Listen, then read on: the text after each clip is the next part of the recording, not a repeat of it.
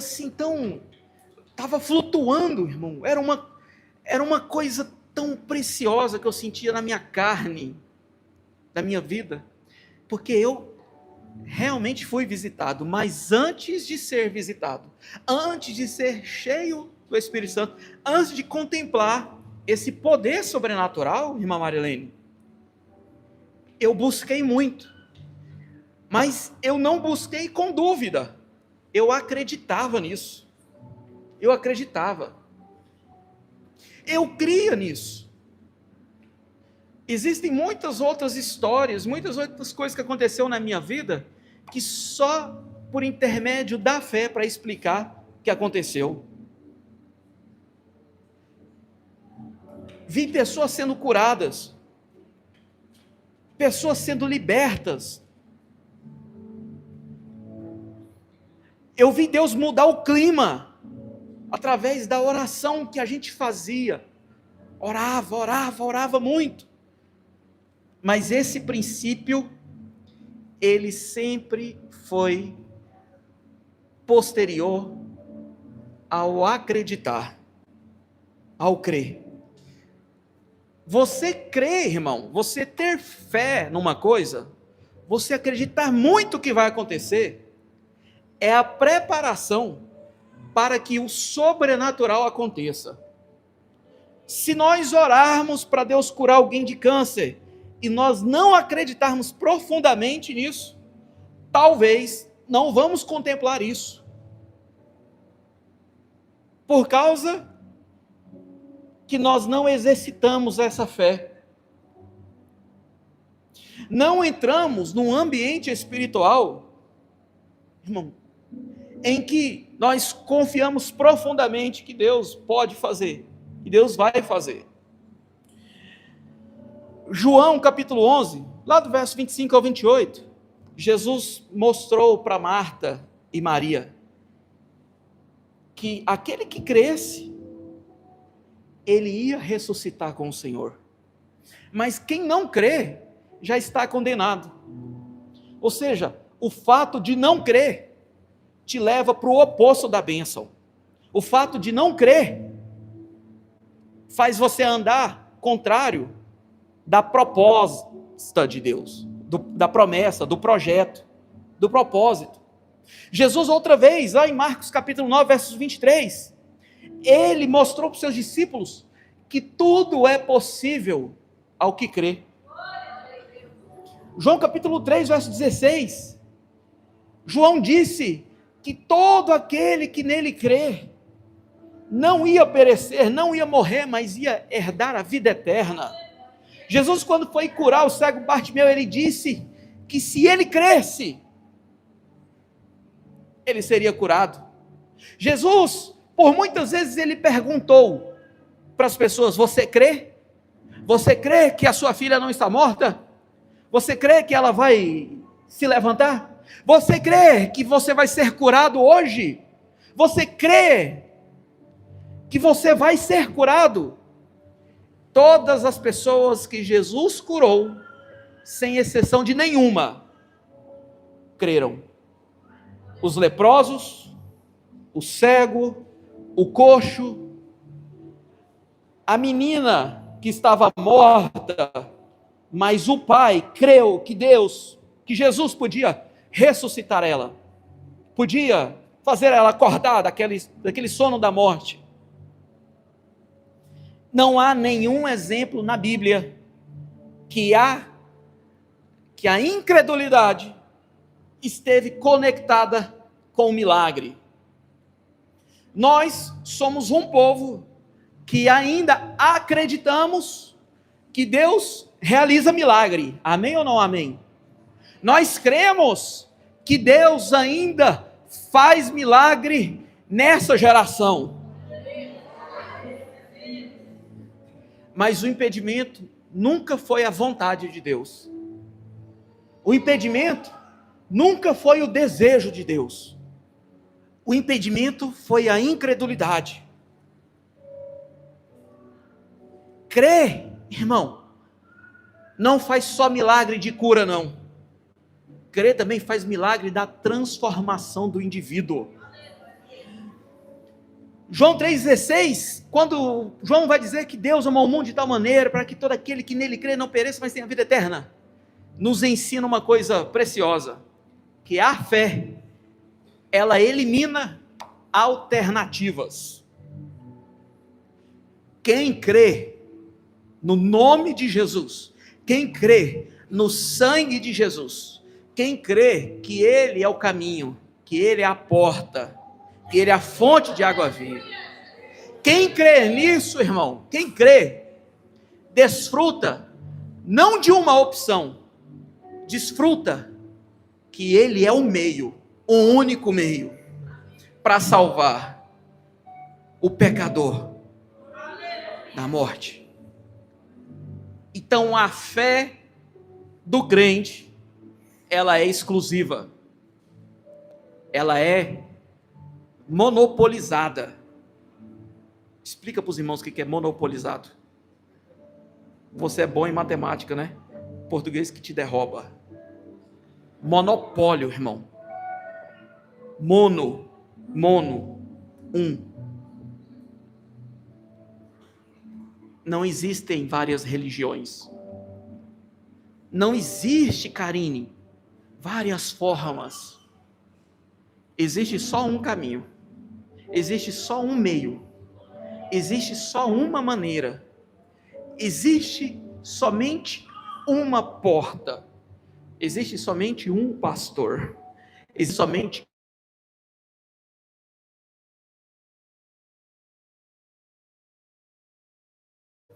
e ela nos alinha com o propósito. Ela posiciona o nosso coração numa única direção. Por que eu vou no templo da glória de Deus? Porque lá é uma opção boa para mim falar com Deus. Mas semana que vem eu vou lá em outro lugar, eu vou em outras religiões. Eu vou no quintal. Vocês entenderam o que eu estou querendo dizer? Irmão, é um único caminho. Fala para você aí mesmo aí, ó. Eu não posso oscilar. Eu preciso manter-me firme. Pastor, mas eu enfrento tantas lutas, eu enfrento tantas dificuldades. Irmão, você percebeu que hoje nós cantamos demais? Você percebeu? Aí a gente foi cansando, eu vou sentar, eu já estou cansado. Irmão, tem momento que a gente precisa orar mais. Tem momento que a gente precisa jejuar mais. Falando nisso, pessoal do louvor, todo mundo jejuou hoje? Todo mundo jejuou, todo mundo, certeza. Eu estava reparando ali, assim, ó, esse povo jejuou hoje. Jejuou ou não jejuou, Marilene? Deus já vem. Falei, essa galera jejuou. Esse é o caminho. Você pode achar que é uma brincadeira que eu estou falando. E quem acha que isso é uma brincadeira, não entendeu. Que Deus faz, Deus move, Deus age, mas Ele responde mediante as nossas atitudes.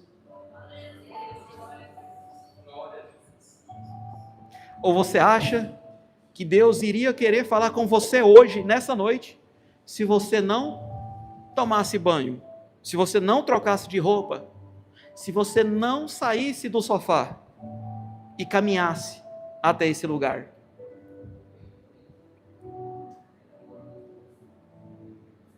Para de esperar que Deus tem que ir atrás de você. Ele já veio há muito tempo atrás de você. Agora é hora de nós irmos até Ele. É hora de nós fazermos alguma coisa, confiando que depois que nós fizermos algo, Ele vai fazer o papel dele. Ele vai agir. Jesus falou assim para Marta, assim, ó, manda tirar a pedra.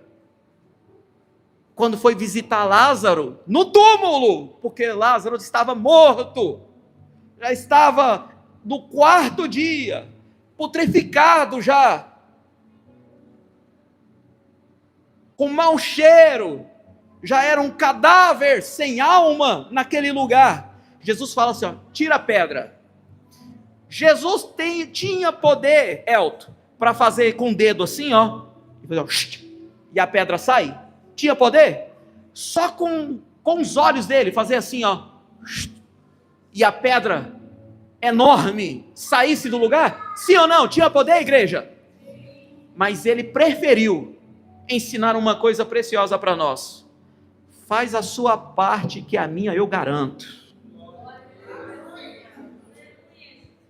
O nosso esforço é muito pequeno, irmão. Nós não vamos fazer milagre.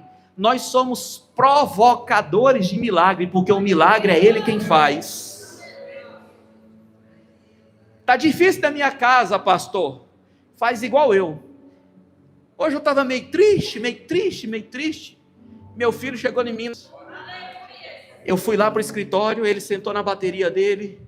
Aí o teclado do Lucas está lá em casa lá, já tem quase um ano que nem liga o teclado. Aí eu peguei aquele teclado lá, já liguei e comecei a cantar.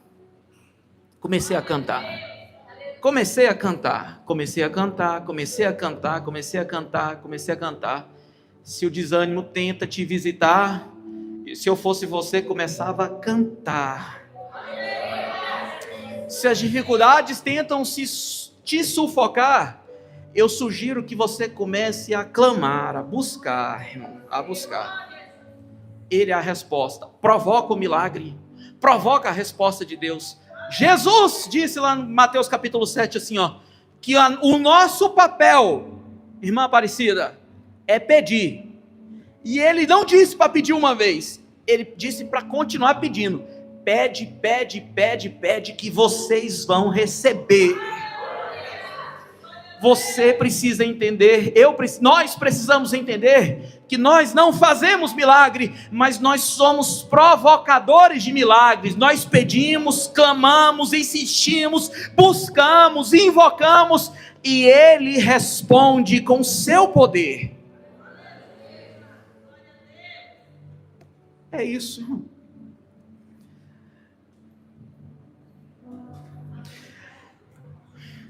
Se você observar na história da igreja, na sua família, levanta a mão aqui, quem tem pelo menos um parente que é crente, levanta a mão. Não estou falando que congrega aqui, mas congrega em outra igreja. Não, eu tenho um parente, um primo distante, uma tia, né? Praticamente nós todos temos. Alguns de nós temos um parente ou um colega que hoje é crente, mas antes era mala. Que hoje é crente, mas antes era bandido, era traficante, era prostituto, era, sei lá, tanta coisa.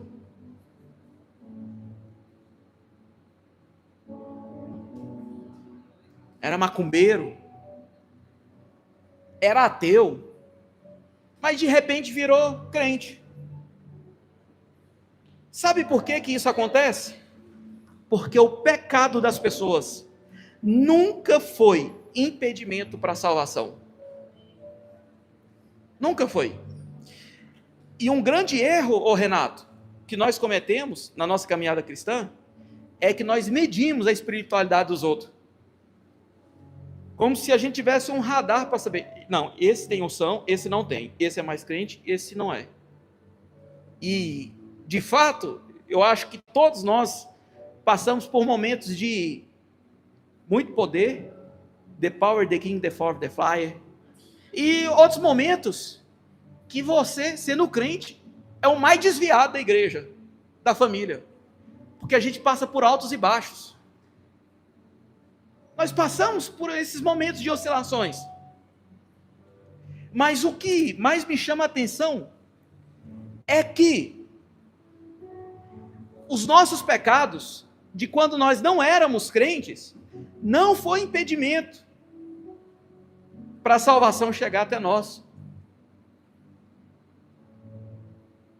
Por mais mal que o homem seja, tem um coração duro, mas um dia ele se converteu. Era malandro, mas um dia se converteu. Era bandido perigoso, já foi assassino, mas se converteu e virou crente de verdade. Sabe por quê? Sabe por quê, irmão? Porque quando você crê, O peso do seu passado não tem mais domínio sobre você. A igreja não é formada por pessoas que tinham uma vida social tão bem assim. Não, pastor, eu nunca dei trabalho. Não, alguns de nós nunca deu trabalho mesmo não. Alguns de nós nunca fez nada de errado. Alguns de nós era até meio crente sem conhecer o evangelho. Mas muitos de nós éramos peça ruim nessa sociedade. Nós conhecemos testemunhos de pastores hoje que já foram bruxos, pastores que já foram bandidos, de homens de Deus que já tiveram uma vida muito ruim, mas hoje são crentes de verdade. Por quê? Porque o pecado delas não tem poder para deixar elas permanecer quando elas decidiram acreditar, quando elas creram no sangue de Jesus. Nós terminamos uma campanha agora no mês de janeiro, nas quartas-feiras aqui, a campanha de salvação, onde Paulo e Silas disse para um carcereiro: se crer no Senhor Jesus, se você crer de fato e confessar, você vai ser salvo, você e a sua casa. A chave da salvação é crer. A chave do milagre é crer. Irmão, a bênção de Deus, irmão, ela pode estar muito perto de nós, mas às vezes nós ocupamos a nossa mente com coisa que nos corrompe, que nos arrasta para trás, para baixo. E se você for olhar dificuldades, você vai encontrar dificuldades, problemas, barreiras e defeitos em todas as coisas da vida. No seu próximo, na sua casa, na sua família, na sua igreja, no seu trabalho, na sua saúde. Você vai encontrar defeito em tudo. Eu vou contar uma coisa para vocês aqui, não sei se eu já contei isso na igreja. Eu acho que devo ter contado já. Eu converso demais. Mas eu tinha 19 anos de idade. 19 anos, passou o celular. Eu fiz um exame e detectou que eu tinha diabetes. Diabetes. 19 anos. Aí eu ia nos médicos e falava assim: tem diabetes? Eu falei: não. Tem diabetes? Não. Aí eu fiquei muitos anos sem fazer, eu não vou consultar não, porque quando você faz exame, eles descobrem doença, né? Então, enquanto eu não fizer, eu não tenho doença. Mas aí eu tive que fazer cirurgia, você tem que fazer. Irmão, nunca mais apareceu que a minha glicemia estava alta e eu não tenho mais diabetes. Nunca tive. Eu nunca tive. Tem coisa, irmão, que só a fé faz.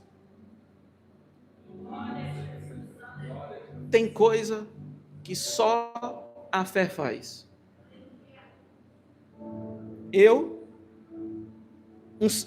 Um homem com a saúde ruim, ele tem um homem com a saúde ruim, ele tem 5 milhões de espermas vivos. Eu não tinha nem 0,1 vivo. E o médico um dia disse que se acontecesse um milagre de eu ter um filho, meu filho ia nascer com síndrome de Down. Cadê o menino?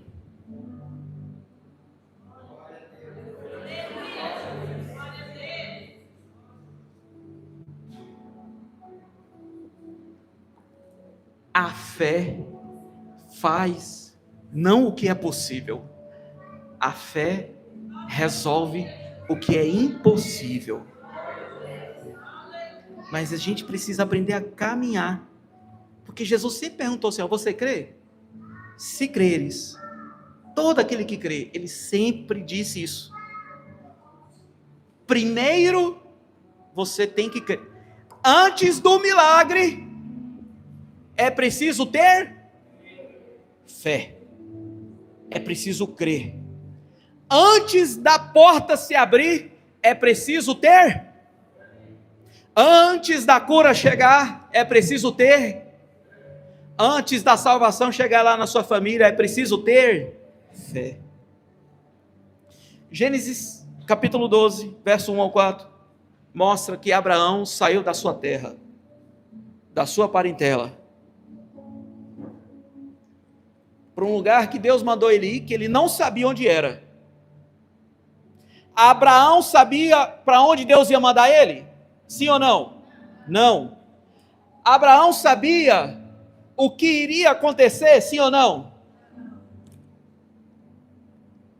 Eu não preciso saber tudo o que Deus vai fazer na minha vida. Eu preciso é confiar. Eu desafio você a ficar perguntando para Deus, me explica isso direito, resolve isso para mim, como é que é? Me explica esse negócio. Eu desafio você a fazer isso, para ver se Deus vai te responder de fato, é assim, assim, assim, eu vou te explicar assim, assim, assim, assim. Jó um dia foi perguntar para Deus, o Senhor sabe que eu fui fiel, o Senhor sabe que eu sempre temi o Senhor, o Senhor sabe que eu sempre andei em caminhos retos, olha o que me aconteceu, por que isso me aconteceu? Deus responde para Jó, Jó, quem é que enche os rios da terra? Jó, quem é que cuida dos pássaros? Jó, quem é que fez as montanhas? Jó, quem é que segura as estrelas no espaço sideral? Jó, quem é que sustenta o sol todos os dias e a lua à noite? Jó, quem é? Deus estava praticamente falando assim para Jó, você não sabe de nada, você não conhece os meus planos, e por causa disso, porque você não sabe, não quer dizer que eu vou te explicar tudo, porque nós conhecemos as obras de Deus, não pelo que ele explica, mas pelo que ele faz.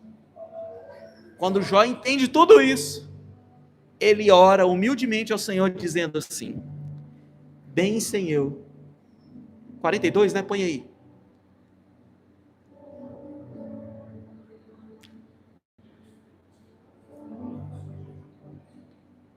esqueci, 42 alguma coisa, bem sem eu, que tudo podes, e nenhum, 42 o quê? 42, 2, vai, põe aí, põe bem rápido, bem sem eu que tudo podes, e nenhum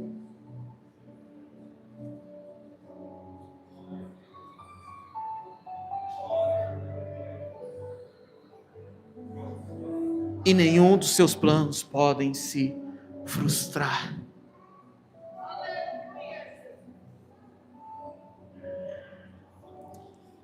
Deus só faz. Moisés recebe um chamado sem conhecer o caminho, e ele precisou ir. Ele precisou tirar o povo do Egito e levar para o deserto, sem saber como eles iam dormir, sem saber como eles iam comer, como eles iam se alimentar, sem saber como eles iriam se proteger dos perigos do deserto. Pedro, no meio da tempestade, ele vê Jesus andando sobre as águas, e ele pede para ir, e Jesus permite que ele vá, e ele recebe uma ordem para andar sobre as águas, enquanto ele estava com seus olhos fixados em Jesus. Pedro não se afundou. Números capítulo 14, versos 6 ao 9, Josué e Calebe foram com mais 10 espias à terra de Canaã, olhar a terra, e viu que a terra que Deus havia prometido para Moisés era boa, era farta, era próspera, era abundante, mas tinha um inimigo muito forte lá dentro, um exército gigantesco, tinha uma fortaleza enorme. Mas Josué, enquanto os outros estavam desanimados, é boa, mas é difícil. Josué e Caleb falou assim, é boa, mas é difícil, Mas Deus falou que nós vamos conquistar, nós vamos conquistar. Mas como, Josué? Como, Caleb? Eu não sei. Deus falou que a terra é nossa, então vai ser nossa. Gênesis capítulo 19, verso 26. A mulher de Ló é paralisada porque olhava para trás.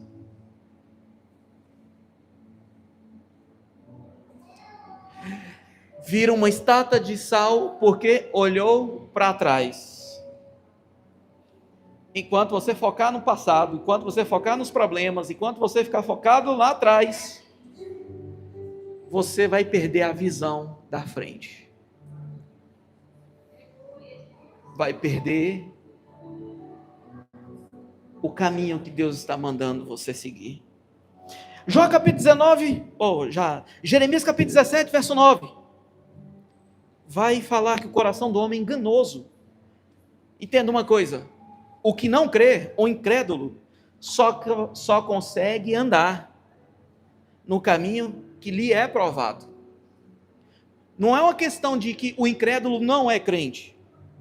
Ele pode ser crente. Ele pode servir a Deus. A pessoa que não crê muito, ela pode servir a Deus. Mas se ela não crê, ela não tem a sua fé exercitada, ela nunca vai compreender os mistérios de Deus, porque precisa de explicação, precisa de provas, então precisa de ter métodos, precisa ter regras, precisa ter comprovações, para ela poder dar o próximo passo de fé. Enquanto isso, ela vai viver na sua razão lógica, ela vai viver na sua fé humana, que se baseia em fatos, não no sobrenatural. E é por isso que Jeremias vai dizer que o coração do homem é enganoso. Mas Salmo 20, verso 7, vai dizer assim, põe aí para mim, Salmo 20, 7. Uns confiam em carros, outros em cavalos, mas nós, porém, nos gloriaremos em o nome do Senhor nosso Deus. A nossa confiança não está na nossa razão. A nossa confiança não está na religião humana. A nossa confiança não está em dar passos que nós só conseguimos enxergar. A nossa confiança está no Deus do sobrenatural, o Deus invisível. Êxodo capítulo 13, versos 21 e 22, mostra um dos maiores milagres do povo de Deus. Nós entendemos hoje que deserto é sinônimo de quê? Dificuldade, provação, tribulação, problemas que passamos dia após dia. Está passando um problema? Eu estou no deserto. E é verdade. O deserto tem esse símbolo. Mas esquecemos do que Deus fez no deserto. Deus tirou o povo da escravidão e antes de chegar na promessa, enviou eles para o deserto. Quando Deus quer abençoar o seu povo, nem sempre Ele nos transporta do lugar que nós estamos para o lugar da honra. Até chegar no lugar da honra, nós seremos provados. Nós vamos pensar assim, esse relacionamento vai dar certo mesmo? Esse trabalho, será se vai dar certo? Fazer esse investimento, será se é de Deus mesmo? Mudar de lugar, será se a gente vai ser provado? Vamos passar por desertos. Mas lá, no verso 21 e 22, Deus mostra que enquanto o povo estava no deserto, de dia tinha uma nuvem que mostrava o destino. E de noite, quando a lua sumia, tinha uma coluna de fogo para mostrar que eles estavam no caminho certo. Não é porque a dificuldade está na sua vida, na sua casa, que quer dizer que você está no caminho errado, irmão. Não é porque as ondas, as tempestades, elas estão grandes, que quer dizer que você está no caminho errado. Não é porque os dias são difíceis que quer dizer que você está no caminho errado. Comece a olhar. Deus está em sua volta. Deus está perto. Esse é o sinal de que você precisa continuar. Deserto não tem caminho. Isaías 43, verso 19. Põe aí. Deserto não tem caminho. Deserto não tem lugar para descansar. Deserto não tem estrada.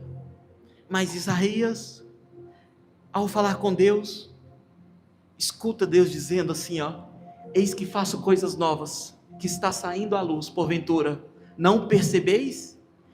Eis que porei um caminho no deserto e rios no ermo.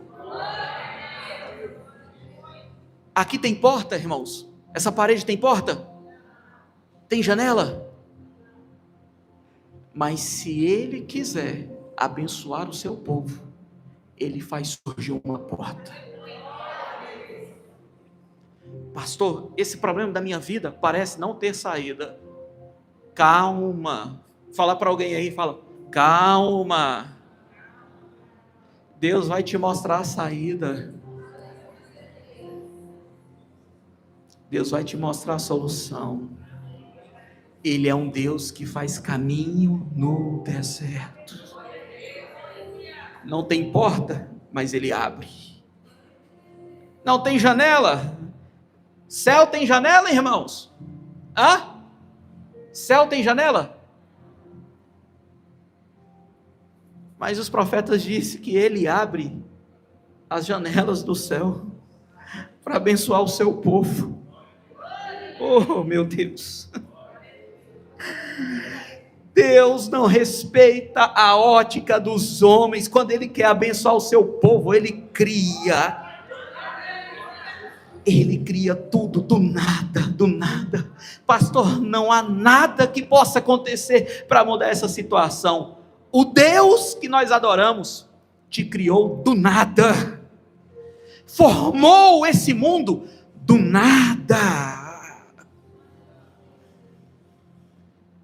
O que você precisa é só entender.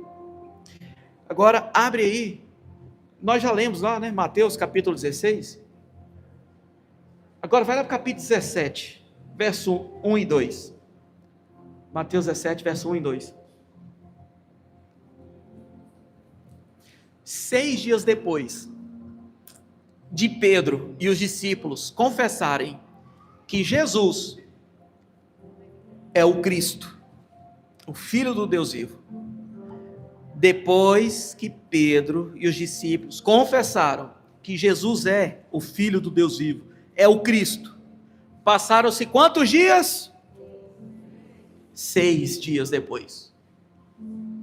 Tomou Jesus consigo a Pedro e aos irmãos Tiago e João e os levou em particular a um alto monte. Foi no 2.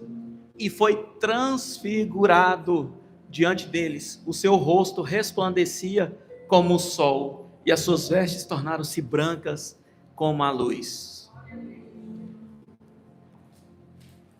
A palavra transfiguração, ela vem do hebraico, da mesma origem da palavra metamorfose, que é mudança de dentro para fora.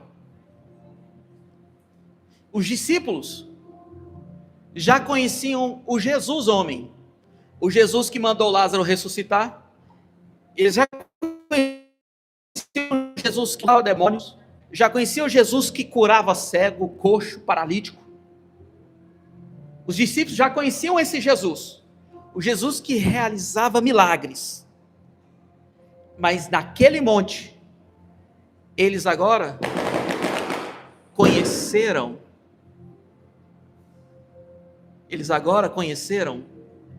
o Cristo glorificado. Eles conheceram, volta aqui, Michele, naquele versículo lá, volta lá, no verso 2. Eles conheceram agora, não o Jesus homem que realizava milagres. Eles conheceram o Jesus Deus, que irradiava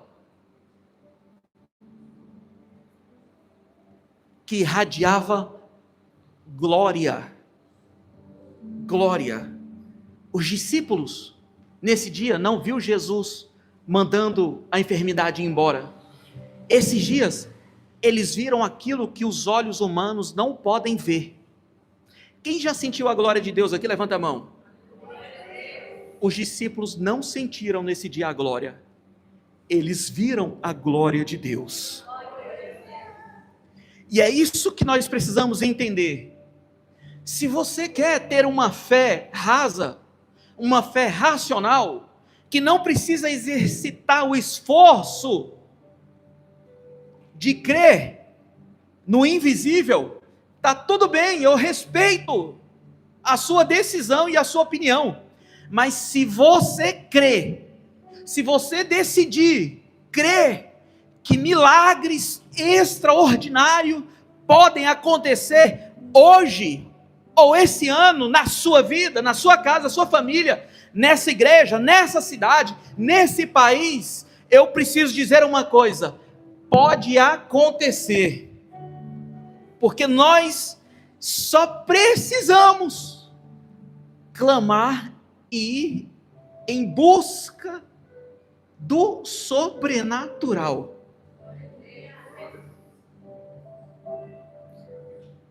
Tem crentes que têm mais experiências espirituais do que outros, porque eles estão o tempo todo, mesmo cometendo erros, mesmo cometendo certas imaturidades, mas eles estão o tempo todo orando, jejuando, clamando, buscando e falando: eu quero milagre, eu quero contemplar a tua face, eu quero contemplar a tua glória, eu quero ver algo novo.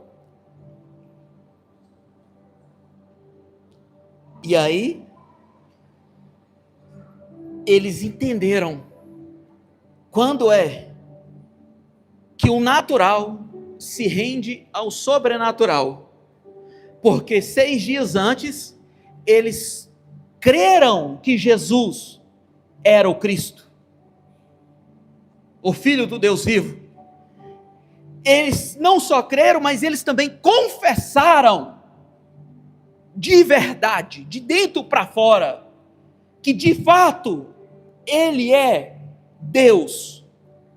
6 dias depois, Jesus permite que eles contemplassem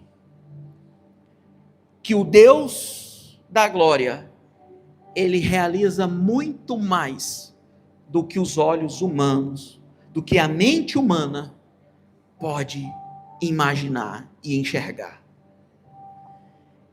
Aí é quando o natural se rende ao sobrenatural, que não tem como explicar, somente a fé. E para encerrar, Hebreus capítulo 1, verso 3, vai confirmar isso, mostrando que os discípulos contemplaram, ainda em vida, parte, não a totalidade, mas parte do resplendor da glória de Deus. Põe na NTLH ou na NVI aí, para essa linguagem ficar mais fácil. Meus irmãos na fé, vocês que também foram chamados por Deus, olhem para Jesus, que Deus enviou para ser o grande sacerdote da fé que professamos. Pois ele foi fiel a Deus que o escolheu para esse serviço, assim como Moisés foi fiel no seu trabalho em toda a casa de Deus.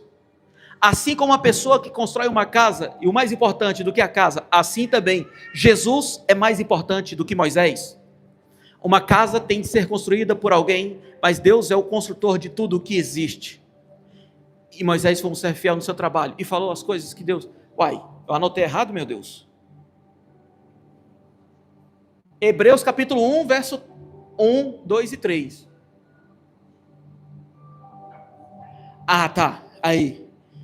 Ai, até suei. Antigamente, por meio dos profetas, Deus falou muitas vezes e de muitas maneiras aos nossos antepassados. Mas nesses últimos dias, nesses últimos tempos, Ele nos falou por meio do seu Filho. Foi Ele quem Deus escolheu para possuir todas as coisas, e foi por meio dele que Deus criou o universo. o Filho brilha com o brilho da glória de Deus, e é a perfeita semelhança do próprio Deus. Não, vamos ler de novo para você compreender isso. O Filho, Jesus, ele irradia, como na transfiguração do monte, o brilho da glória, ele é a revelação da glória do eterno sobrenatural, e é a parte perfeita semelhança do próprio Deus. Ele sustenta tudo com a sua glória e poder. Sabe por que nós oramos para o milagre acontecer em nome de Jesus? Por causa disso. Porque Deus formou o mundo por causa de quem? Por causa de quem? Por causa dele. Por intermédio dele.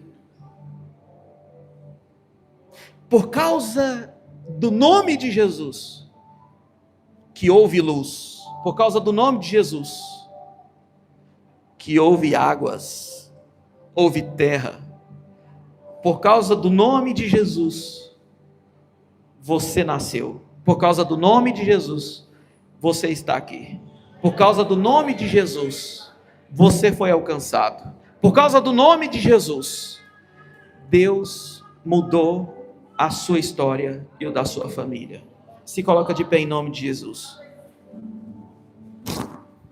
Esse versículo aqui revela não uma imagem, nem uma ideia de reverência,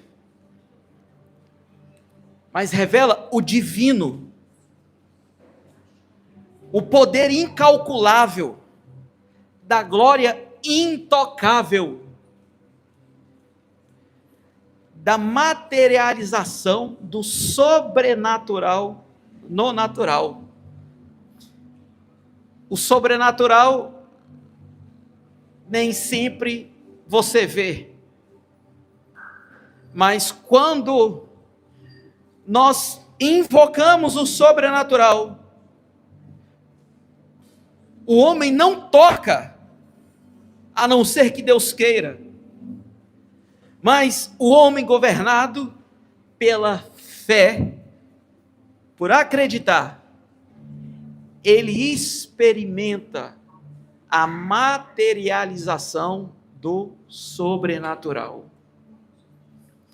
Quero perguntar uma coisa aqui para a igreja. Tem alguém aqui doente? Tem alguém aqui que enfrenta algum problema de saúde? Seja emocional, seja... Se tiver, você precisa entender uma coisa. Você precisa tocar o sobrenatural. De que forma, pastor? Exercitando a sua fé. Exercitando. É por causa da fé que nós lemos toda a Santa Ceia. 1 Coríntios capítulo 11.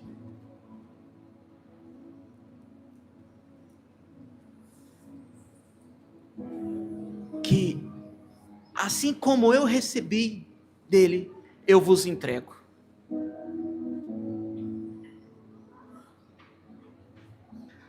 Vai lá para o 20. 23.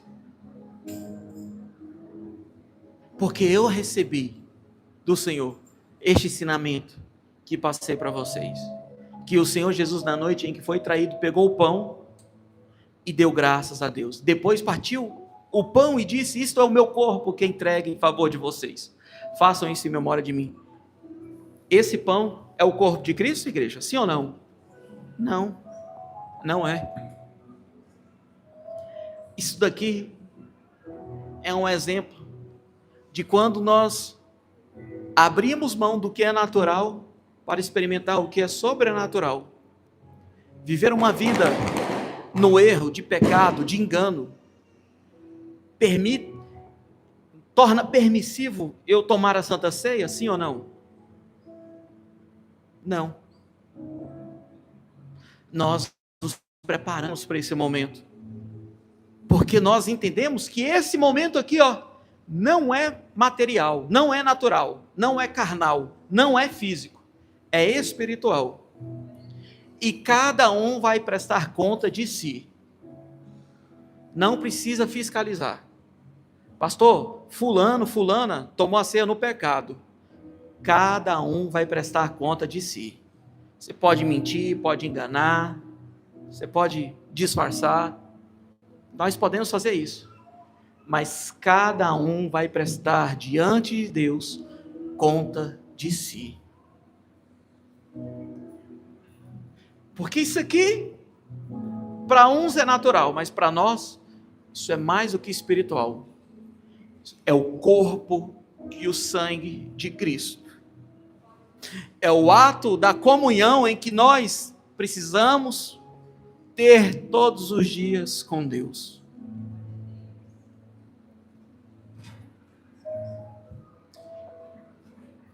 Está na hora de nós pararmos de naturalizar demais as coisas. E querer espiritualizar demais também é exagero, é errado. Mas nós caminhamos por fé.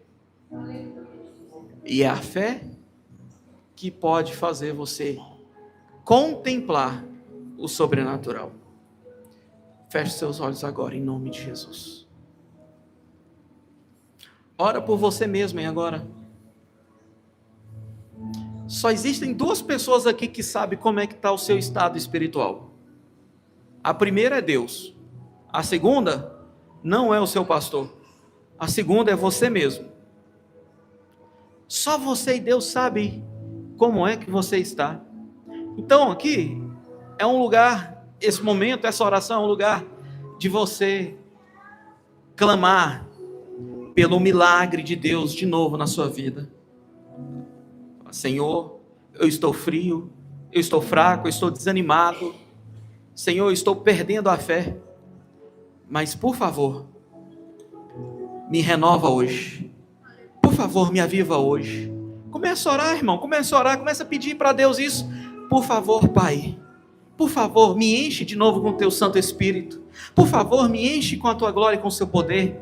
Por favor, Espírito Santo, renova a minha alma, renova a minha fé, derrama a tua glória sobre mim, me faça enxergar o sobrenatural, me faça te ouvir de novo nas madrugadas, me faça sentir a sua glória quando eu estou em cima da minha moto, quando eu estou dentro do meu carro, quando eu estou lá naquela empresa, me faça sentir de novo, faz de novo, faz outra vez, meu Pai, aquilo que o Senhor um dia realizou na minha vida, me encheu com a sua glória, com o seu poder, derramou a sua presença, em nome de Jesus, em nome de Jesus, eu consagro o pão e o vinho nessa noite, esse ato agora, simbólico, esse ato aqui é de fé, Pai, de comunhão,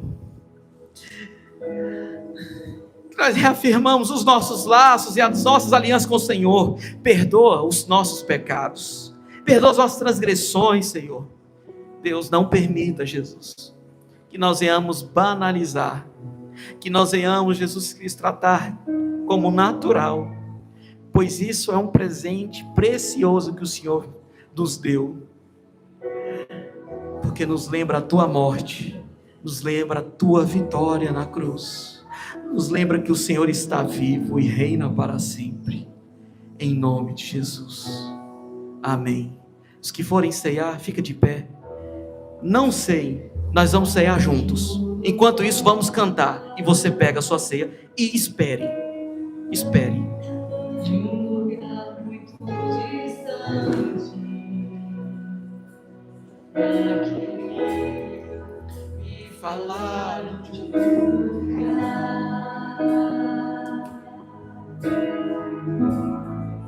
onde o Rei dos Reis está.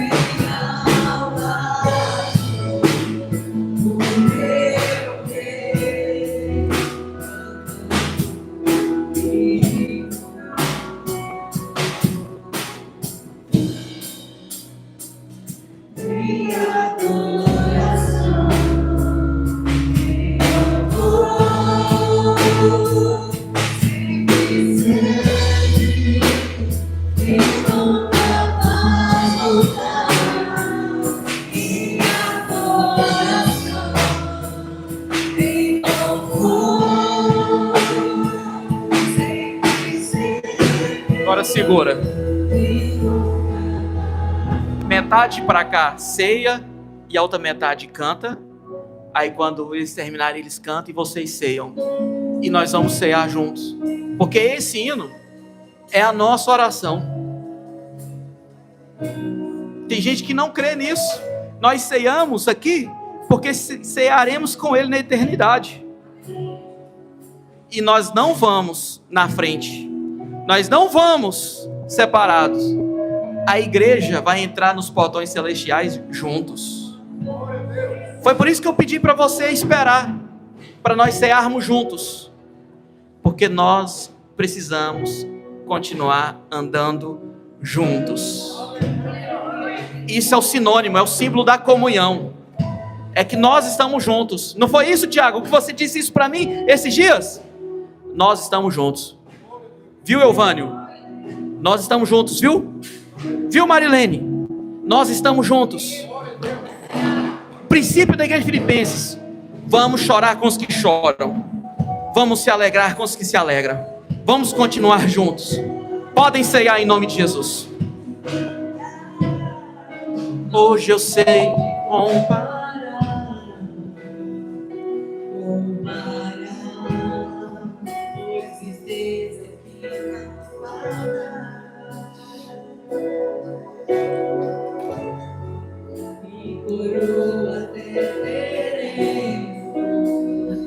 Jesus. Pai. Ah, Deus. O nosso destino é o céu. O nosso destino é a eternidade. O nosso destino é a sua glória. Nós somos criados para a tua glória e para viver e habitar na tua glória.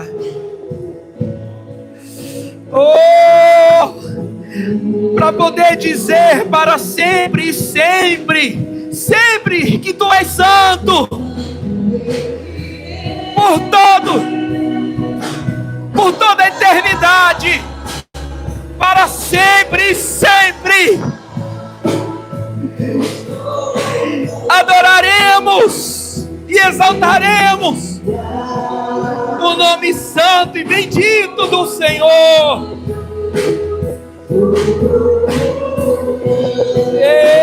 Jesus, para sempre estarei contigo. Se levante adorando o nome de Jesus, dizendo isso com um lindo coral, em adoração, em louvor, em adoração, em louvor, e nunca mais voltar atrás, chorar, sofrer, em louvor.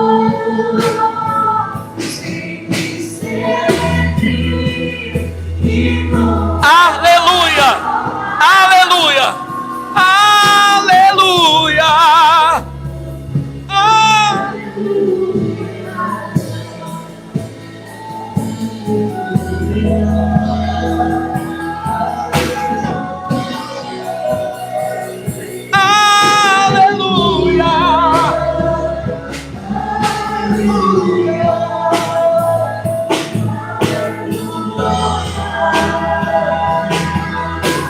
Santo,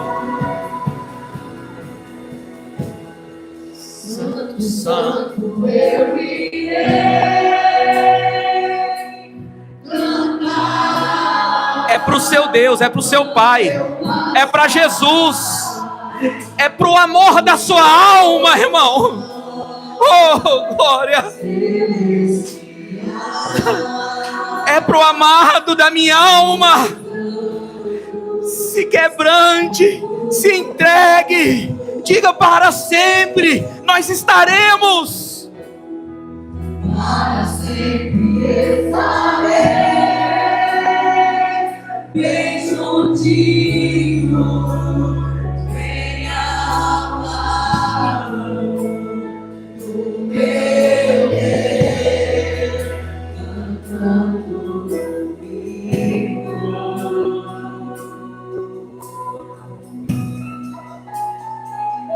Em adoração, em louvor, Sempre, sempre. Em adoração, em louvor,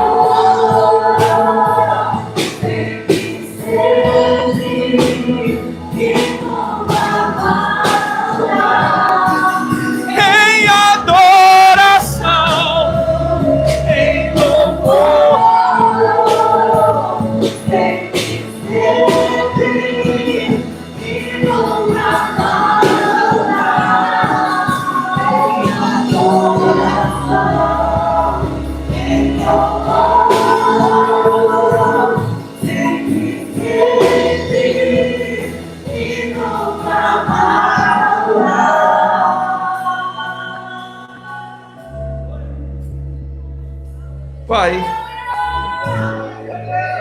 que essa fé venha renovar a tua igreja, o teu povo, as famílias.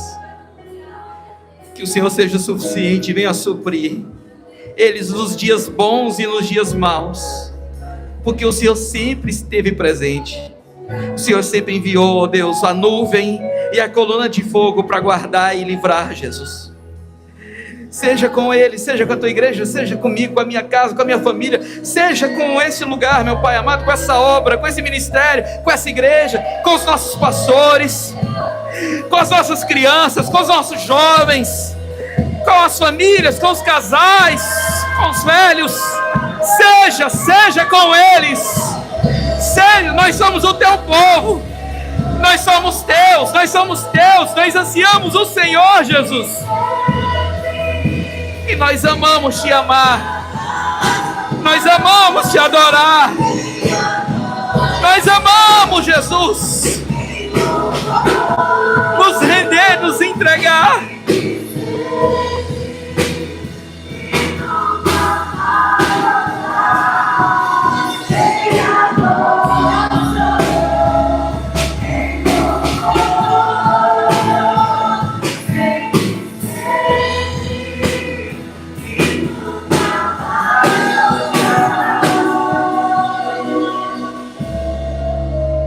Que a graça de nosso Senhor e Salvador Jesus Cristo, o amor de Deus nosso Pai, a comunhão e a consolação do Espírito Santo seja com toda a igreja, não só hoje, mas amanhã e sempre, e sempre, e sempre, e sempre, e sempre, e sempre, e sempre. Quando você dizer amém, homem com homem, mulher com mulher, você vai abraçar alguém, porque é seu irmão, faz parte de você, é do sangue de Cristo, faz parte do corpo de Cristo, e nós vamos reinar com Ele juntos, nós vamos caminhar juntos, nós vamos ajudar uns aos outros, nós vamos estar sempre juntos, porque foi para isso que Ele nos criou. Que todos digam: Deus te abençoe em nome de Jesus.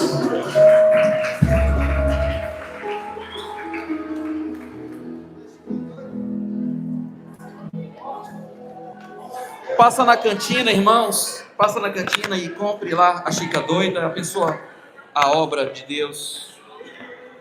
Ajude a obra.